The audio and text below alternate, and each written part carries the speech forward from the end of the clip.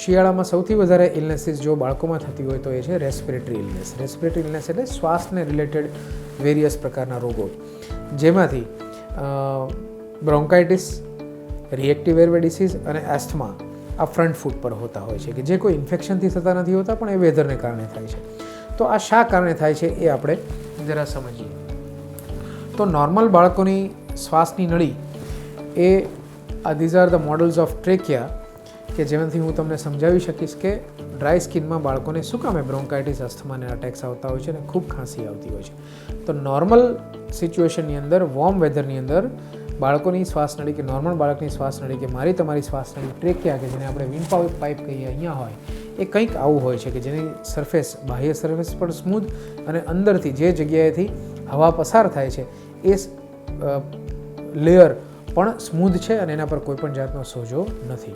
પરંતુ જ્યારે ઠંડી ઋતુ આવે ત્યારે આ લેયર કંઈક નેચરલી જ આવું થઈ જતું હોય છે. નોટ ઓન્લી ઠંડી, પણ કંઈક ટ્રિગર થાય કે બાળકના શ્વાસનળીને કોઈક એલર્જીક વસ્તુઓથી પ્રોબ્લેમ થાય છે. દાખલા તરીકે ડસ્ટ છે, પોલેન છે, સૂકી ઋતુ છે, ફોલની સિઝનમાં જે ડ્રાયનેસ થાય, પરાગરજો ઉડે, ગાર્ડનમાં જતા હોય, પરફ્યુમ્સ, ઇતર કેવા વસ્તુનો પ્રયોગો કરતા હોય, તરત ખાંસી અને છીંક શરૂ થઈ જતી હોય, તો એ બધાની શ્વાસનળીઓ કંઈક આવી થઈ જતી હોય, જેમાં બહારની દિવાલ પણ સોજાવાળી, લાલ કે એંગ્રી લુકિંગ અંદરની ટીશ્યુ હોય છે અને હવાને અવર જવર કરવાનો રસ્તો સાંકડો થઈ જતો હોય છે. એના હિસાબે ક્યારેક નાના બાળકો ઠંડી ઋતુની અંદર હાંફતા હોય છે અને એને કારણે ખાંસી વારંવાર એ લોકોને આવતી હોય છે. આ ખાંસી મોટે ભાગે સવારના ટાઈમમાં અને સાંજના ટાઈમમાં વધારે હોય, રાત્રે સૂતી વખતે ખૂબ આવે. જ્યારે ગરમીનો સમય એટલે કે સૂર્યપ્રકાશ આપણી સામે હોય ત્યારે મોટે ભાગે આ ખાંસી ઓછી આવતી હોય છે. વહેલી સવાર અને સાંજ કઠણાઈવાળી અને રાત તો સૌથી ખરાબ જતી હોય છે બાળકોની.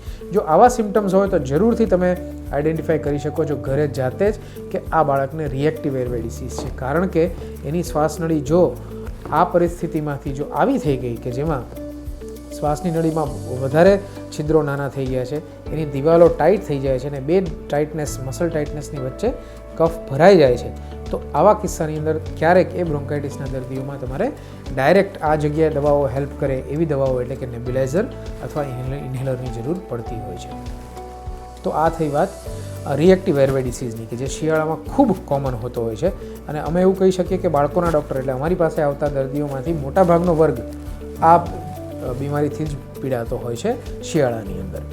સો આ જરૂરથી ધ્યાન રાખો કે જ્યારે પણ તમારા બાળકને આવી હિસ્ટ્રી છે કે શિયાળામાં જ શરદી ખાંસી વધારે થાય છે, ખૂબ લાંબી ચાલે છે, તો ઓલવેઝ તમારા બાળકને બાળકોના ડૉક્ટર પાસે લઈ જાઓ અને આઈડેન્ટિફાય કે તમારા બાળકની શ્વાસનળી આ 3 સ્ટેજમાંથી કયા સ્ટેજ પર છે અને એને કઈ ટાઈપની દવા અથવા તો વેધર પ્રોટેક્શનની જરૂર છે. આ બધી વસ્તુઓથી બચવા માટે લેયર્ડમાં કપડાં પહેરાવો. દાખલા તરીકે મલ્ટી લેયર કપડાં પહેરાવો, અંદર એક થર્મલનું લેયર બનાવો, એની ઉપર કંઈક ટી શર્ટ કે નોર્મલ શર્ટ પહેરાવો અને એની ઉપર તમે સ્વેટર કે એવી વસ્તુઓ પહેરાવો.